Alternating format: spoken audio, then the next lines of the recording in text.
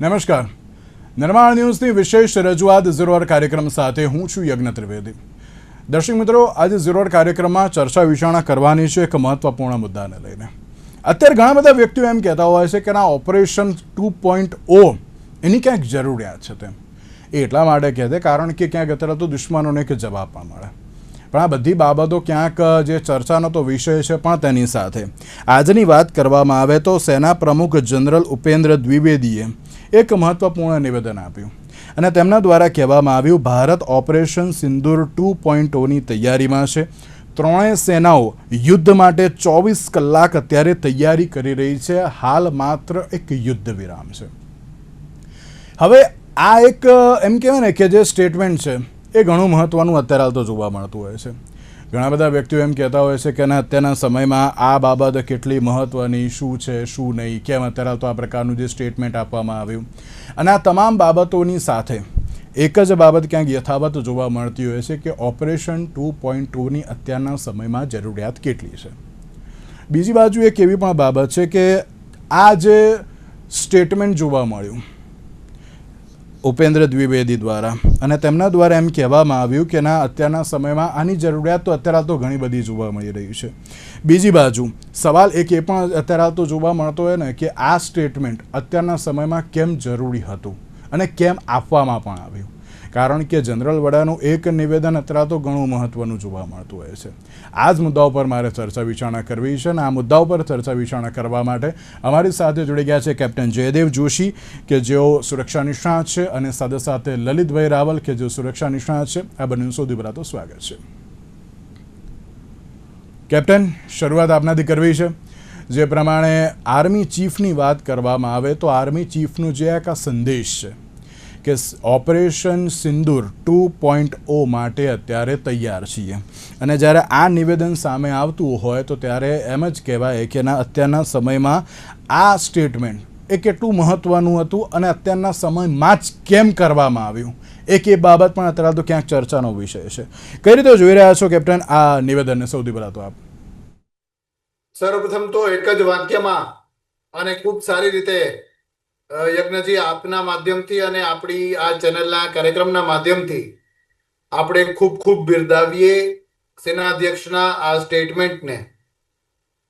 ખૂબ વખાણવા લાયક, આવકારવા લાયક આ સ્ટેટમેન્ટ છે. આમાં ભારતીય સૈન્યની શક્તિ, ટેકનિકલ આવડતો, ઇન્ટેલિજન્સ, અલગ અલગ સમયે બદલતા લડાઈના સ્વરૂપને પહોંચી વળવા માટેની એડેપ્ટેબિલિટી અને આ બધાની પાછળ એક મજબૂત રાજકીય પીઠબળ પણ પ્રદર્શિત થાય છે.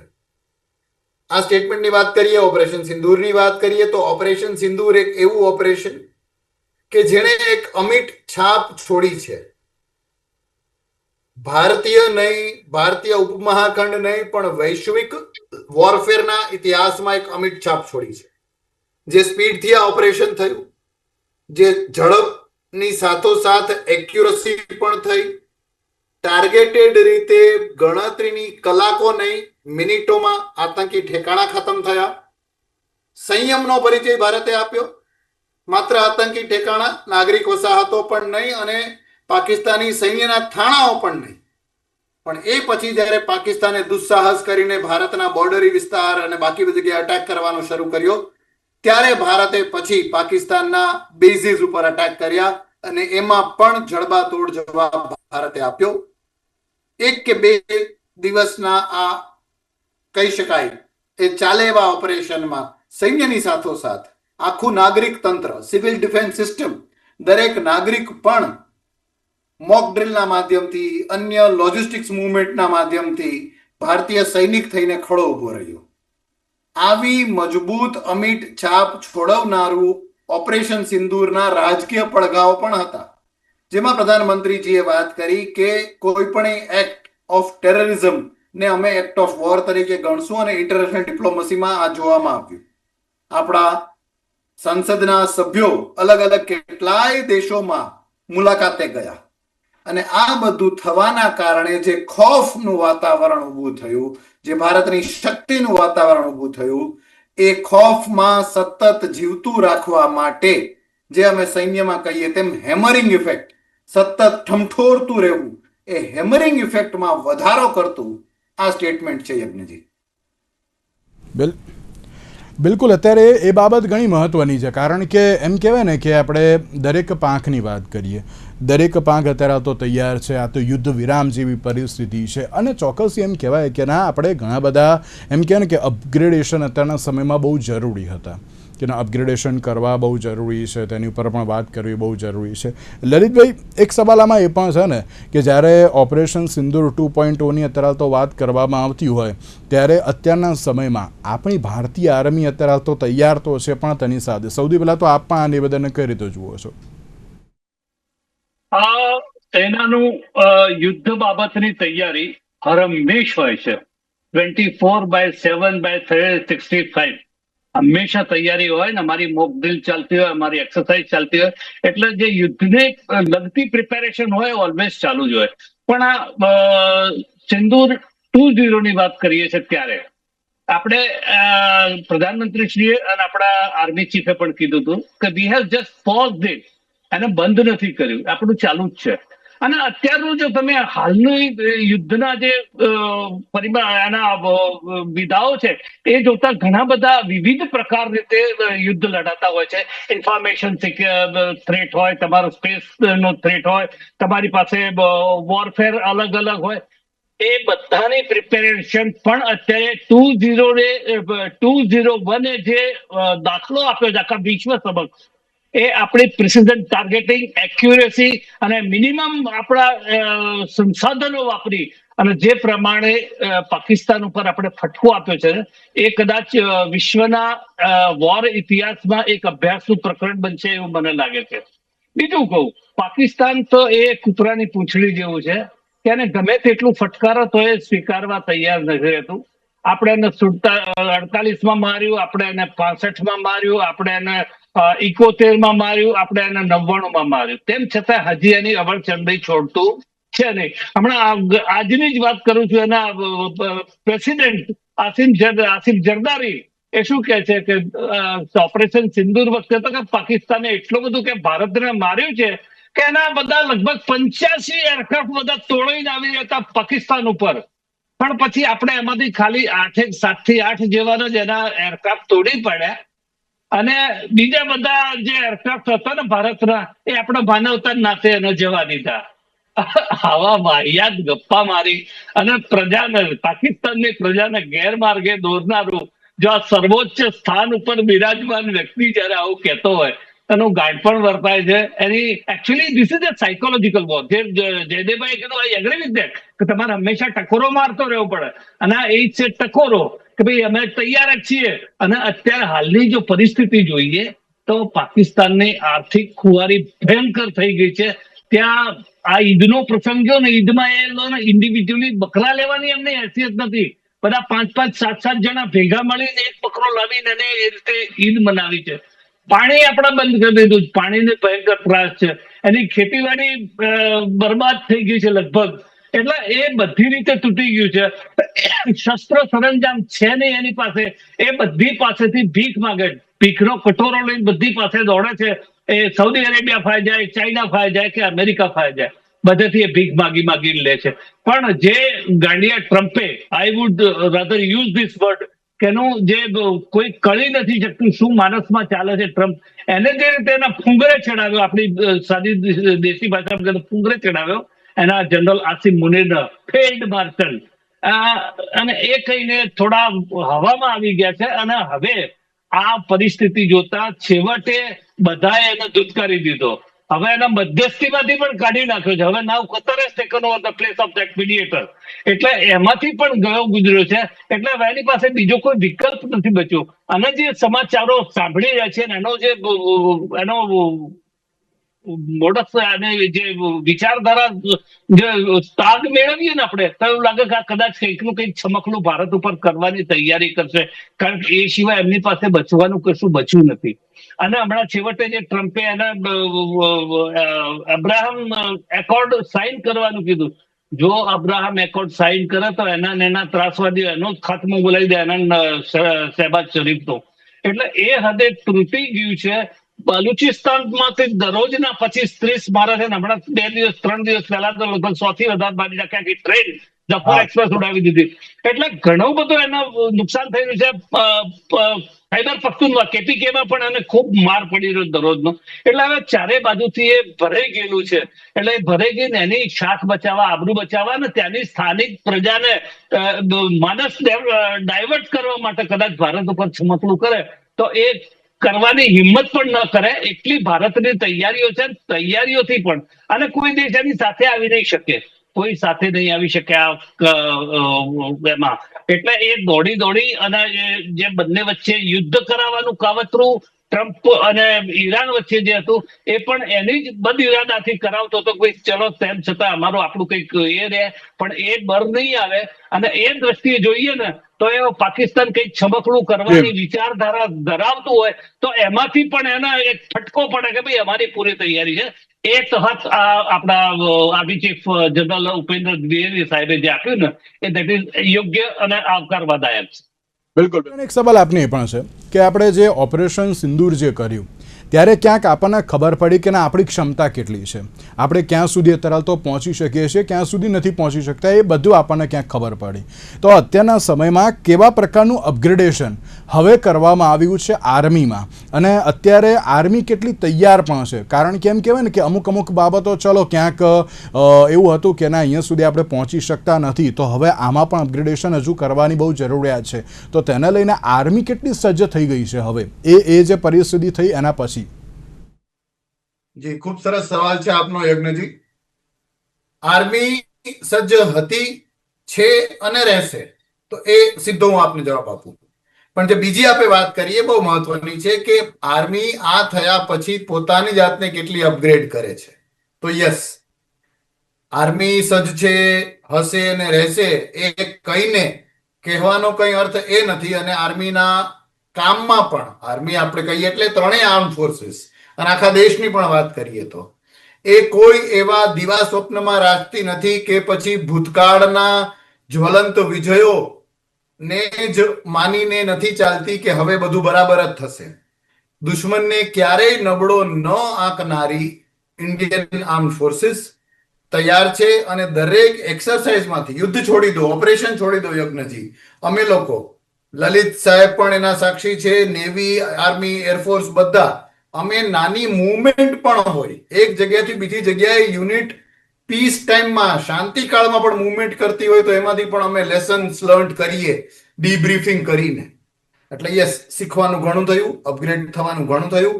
અપગ્રેડ થવા માંડી છે, શરૂઆત થઈ છે, થઈ ગઈ છે એવું એટલા માટે નહીં કહી શકાય કે આ અપગ્રેડેશનને ખૂબ લાંબો સમય લાગે. પણ જે અપગ્રેડેશન ઓલરેડી થઈ ગયું છે એ છે સેટેલાઇટ દ્વારા આપણે વધુ ચાંપતી નજર રાખતા થયા છીએ, આપણે સ્વીકારતા થયા છીએ અને વાપરતા થયા છે કે હવે અનમેન્ડ એરિયલ વ્હીકલ, મોટા યુએવી ને બદલે નાના ડ્રોન્સ વપરાશે. ડ્રોન્સની રક્ષણાત્મક તેમજ મારક ક્ષમતા આ બંનેનો ઉપયોગ કરતા આપણે થયા છીએ. ક્લસ્ટર બોમ્બિંગ જે અત્યારે ઈરાન કરી રહ્યું છે આયર્ન ડોમને હંફાવવા માટે, એ ક્લસ્ટર બોમ્બિંગ કે એક સાથે ઘણા બધા બોમ્બ્સ અને મિસાઇલ્સ જાય, એની સાથોસાથે ડિસઅરેડ મ્યુનિશન્સ ને બધા અલગ વાતો છે કે જ્યાં ઘણા બધા પ્રક્ષેપાસ્ત્ર એક સાથે લોન્ચ થાય, એના કારણે ડિફેન્સ સિસ્ટમ મૂંઝાઈ જાય અને આપણા અમુક મિસાઇલ, અમુક ટાર્ગેટ, અમુક યુએવી કે ડ્રોન તો ટાર્ગેટને હિટ કરે છે. એ પણ ઘણું આપણને સિંદૂરમાંથી શીખવા મળ્યું છે. વાત આમ સર્વવિદિત છે, બધાને ખબર છે, પણ એ લોકોએ પોતે સ્વીકાર્યું અને એટલે એના પર પુષ્ટિનો માર્ક, એ સિક્કો પણ લાગી ગયો કે પરોક્ષ રીતે અને ઇન્ટેલિજન્સની રીતે સંપૂર્ણ સપોર્ટ ચાઇના પાકિસ્તાનનું ઓપરેશન સિંધુ દરમિયાન કરી રહ્યું હતું. તો આ અમુક વાતો, અપગ્રેડ અમુક જગ્યાએ થઈ ગયા છીએ, અમુક જગ્યાએ પ્રોસેસમાં છીએ અને અમુક સૈદ્ધાંતિક બાબતો, ઇન્ટેલિજન્સની બાબતો એને વધુ ગંભીરતાથી લેતા થયા છીએ. બિલકુલ બિલકુલ. અને ક્યાંક સવાલ એ પણ થતો હોય છે કે આમાં જે પ્રમાણે જે કહેવાય ને કે ના સૈન્ય જનરલ છે ને તેમના દ્વારા એમ કહેવામાં આવ્યું કે અમે દરેક સૈનિકને અમે ટ્રેન કરી રહ્યા છીએ. આમાં માત્ર કોઈ એક જે બટાલિયન કે એના માટે નહીં, પરંતુ દરેક સૈનિકના તરાતો જે તૈયાર કરી રહ્યા છે. એટલે લલિતભાઈ એમ કહી શકાય ખરી, કારણ કે જ્યારે જે ઉપેન્દ્ર દ્વિવેદીજીનું જે સ્ટેટમેન્ટ સામે આવ્યું અને ત્યારબાદની વાત કરવામાં આવે તો 3 અધિકારીઓ દ્વારા એમ કહેવામાં આવ્યું કે ભાઈ જે છે બધું બહુ સાચું છે, અમે તૈયાર જ છીએ, આ તો યુદ્ધ વિરામ છે માત્ર પણ અમે તો અન્ય બાબત માટે પણ અમે તૈયાર છીએ. તો એવું લાગે છે ને લલિતભાઈ કે આ એક, ચલો તમે જેમ કહ્યું કે ના એક સાયકોલોજીકલ અત્યારે તો એક બાબત કહેવામાં આવી, પણ તેની સાથે તમામ જે સૈનિકોને પણ કહ્યું કે ના ભાઈ તમે પણ તૈયાર રહો, આપણે હજુ પણ ક્યાંક એક યુદ્ધ કરવાનું છે. એટલે કે ક્યાંક એક મેસેજ આપ્યો કે ના ભાઈ અમે તો તૈયાર છીએ પણ અમારા સૈનિકો પણ તૈયાર છે. તો આપ તેને પણ કઈ રીતે જોઈ રહ્યો છે, કેમ કારણ કે મલ્ટી ડોમેન વોરફેર માટે પણ અત્યારે તો ભારત કેટલું તૈયાર છે અત્યારના સમયમાં? ભારતની સંપૂર્ણ તૈયારી હું તો માની શકું, કારણ કે જો અપડેશનનું જે કીધું ને, ઇટ્સ અ કન્ટિન્યુઅસ પ્રોસેસ. આપણે ફક્ત આપણી ભૂલો જ નથી જોતા, આપણે બીજા દેશોના ચાલતા યુદ્ધોના માંથી પણ શીખીએ છીએ કે શા ભૂલ થઈ. દાખલા તરીકે આપણે ઇઝરાયલનો દાખલો આપ્યો તો ઇઝરાયલ તો બહુ સક્ષમ છે એના ડિફેન્સ માટે, એર ડિફેન્સ માટે, સેલ્ફ ડિફેન્સ માટે. તેમ છતાં એના ત્યાં મિસાઇલો ત્રાટકી, એના ત્યાં ડ્રોન પણ ત્રાટક્યા. એટલે એ કયા આધારે, કયા કારણસર એને થોડું પણ નુકસાન પણ થઈ શક્યું. એટલે એમાંથી પણ આપણે શીખીએ છીએ. એટલે અપડેશન તો કન્ટિન્યુઅસ પ્રોસેસ ચાલ્યા જ કરે છે. બીજું જેમ કીધું કે ભાઈ નાનામાં નાના સૈનિકથી માંડીને, ફોજ એટલે નાનો સૈનિકથી માંડીને જનરલ આપણે સીડીએસ સુધી દરેક સામેલ છે. દરેકની માનસિકતા એક જ હોય, એનું કમાન્ડ એક જ હોય અને એ પ્રમાણે એની તૈયારીઓ પૂરી ચાલતી હોય. દરેક પોતપોતાની ફરજો જે આપવામાં આવી હોય એ પ્રમાણે એની તૈયારીઓ સાથે જ હોય. અને નોટ ઓનલી ફક્ત યુદ્ધ વખતે, અમારી જે નોર્મલ એક્સરસાઇઝ જે આપણે અગાઉ વાત કરી એમ, અમારી નોર્મલ એક્સરસાઇઝ થાય એમાંથી પણ આખું તારણ કાઢીએ, એનું અમે ડીપ બ્રીફિંગ કરીએ, એનું તારણ કાઢીએ, ક્યાં ભૂલ થઈ, ક્યાં આપણે સુધારવાની જરૂર છે, બધું જ અપડેશન થતું રહેતું હોય છે. એટલે આજની તારીખે જોઈએ તો આપણી પાસે ઘણી બધી સારી ક્ષમતાઓ છે. આપણું એર ડિફેન્સ ખૂબ સારું ડેવલપ કરી ચૂક્યા છીએ આપણે. આપણી સેટેલાઇટ વ્યવસ્થા પણ ખૂબ સારી છે. ઇન્ફોર્મેશન વોરફેર જે ગણીએ, સાયકોલોજીકલ વોરફેર, બધામાં આપણી ઘણી બધી પ્રગતિ કરી દીધી છે.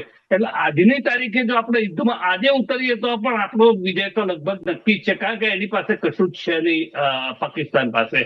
પણ બીજું જેમ કીધું એમ કે આના કઈ રીતે કરતા હતા, એ નોર્મલ પ્રોસેસ છે. અને બીજાઓ પાસેથી શીખીને આપણું જે અપડેશન કરવાનું હોય એ આપણે કરતા રહેતા હોઈએ છીએ. બિલકુલ સાચી વાત છે અને અપગ્રેડેશન અત્યારના સમયમાં બહુ જરૂરી પણ છે.